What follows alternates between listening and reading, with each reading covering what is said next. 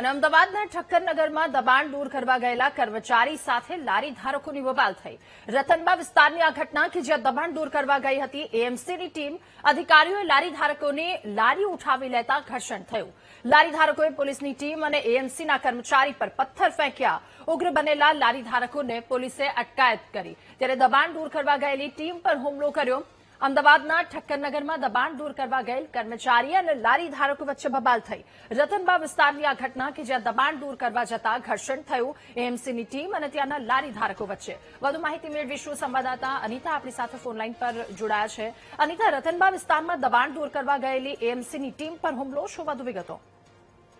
જી કાચો તે પ્રકારનો હાલ ઘટના સામે આવી છે કે કોર્પોરેશનની જે દબાણની ટીમ જે છે દબાણ દૂર કરવા માટે ગઈ હતી। એ દરમિયાન લારી ચાલકો દ્વારા તેમનો વિરોધ કરવામાં આવ્યો હતો અને વિરોધ કરવા વચ્ચે પોલીસ અને બંને વચ્ચે ઘર્ષણ થઈ હોવાની ઘટના સામે આવી હતી।